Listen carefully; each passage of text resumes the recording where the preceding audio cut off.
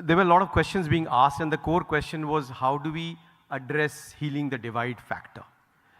I personally feel, in a very layman, very neutral way, that politicians tend to weaponize religious prejudice, not religion per se.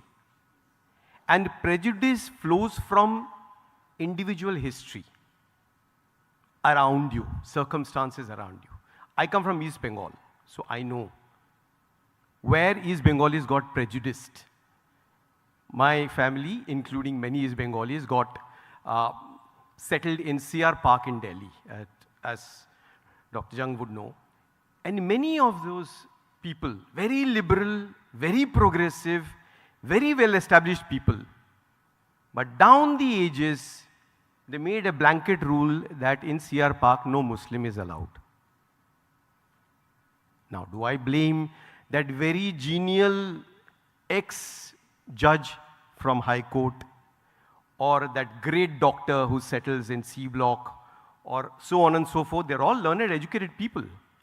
No, I can't blame them. It is a history that they carried, and that history got somehow entrenched within them.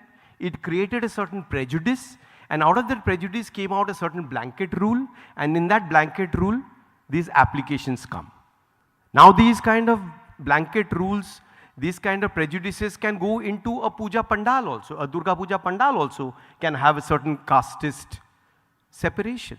These are all personal prejudices. And politicians tend to weaponize this prejudice. Because at the core of religion is spirituality. And spirituality has, in any religion, has always conveyed these same principles, right?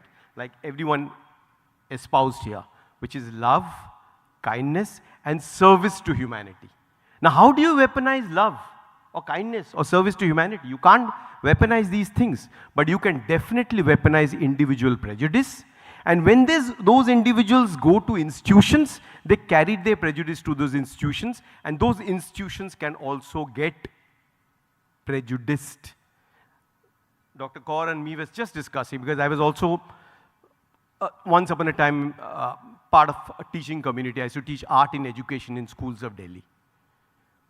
Now I know that a teacher also comes from a certain household and carries a personal prejudice. Now she or he may be teaching science in the class, but he or he may not be having scientific temperament in day-to-day life.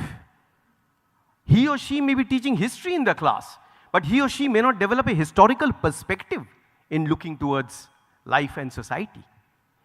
Very much I have experienced casteism in classes, where students have asked me, "Sir, what is your caste?" A class 1 student, a 6-year-old boy or a girl, doesn't understand caste. So where does he or she get this idea about, "Sir, what is your caste? Are you Christian or Bengali?" He or she cannot understand that a Bengalian can be a Christian also. He thought, "My name is Joy, so Joy is a Christian." Whatever it is.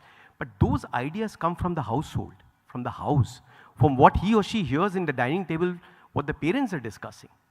Those parents will also be discussing teachers. And one of them could be a teacher herself or himself.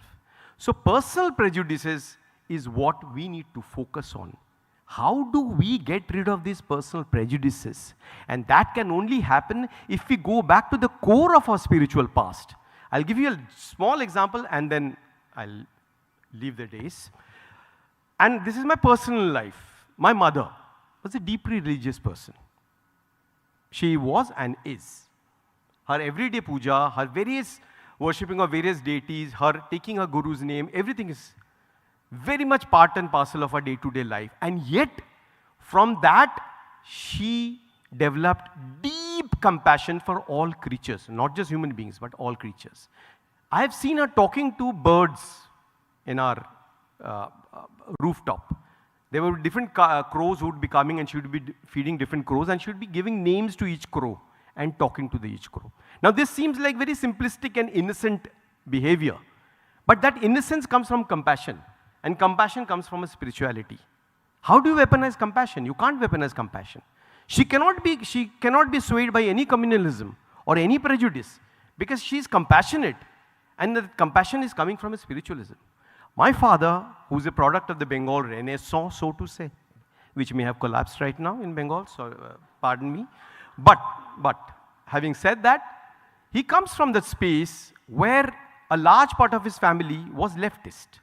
So was he. He had attended many rallies and processions, was part of the food riots in Calcutta and all that. And yet, he used to call me Lalan, from Lalan Fakir. Lalan Fakir was one of the greatest Baul Fakir, ascetic singer of Bengal, coming from Shaivite, Vaishnavite, and Sufi tradition, all assimilated together. In our house, in my father's place, Ramakrishna Paramhansa and Sharda Devi and Vivekanand are very much part. Chaitanya was always discussed.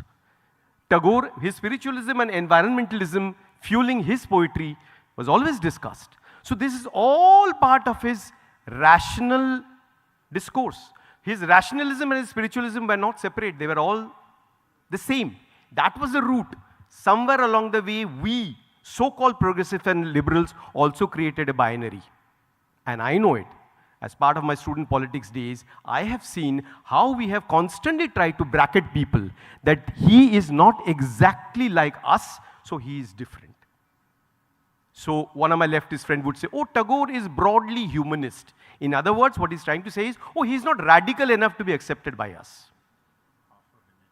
Yes. So along the way, I saw the other group, the communals, very cleverly and strategically appropriating all those spiritual symbols which actually belong to us. Vivekanand was appropriated. He became theirs. How did we allow that? In the 80s, during the Ram Janmabhoomi movement, I saw Gandhi being appropriated because he used to talk of Ram Rajya. So they took Gandhi also. Vidyasagar's statue was broken by Naxals in Calcutta. So Vidyasagar went. So they were all taken away from us. We are supposed to reclaim them. They belong to us. It's our core, not the communalists. We have allowed the communalists to appropriate every symbol which belonged to our civilizational core. And then we blame, oh, look at them, how they spread. But it is our fault. We also created binaries. They pounced upon those binaries and created their own binaries.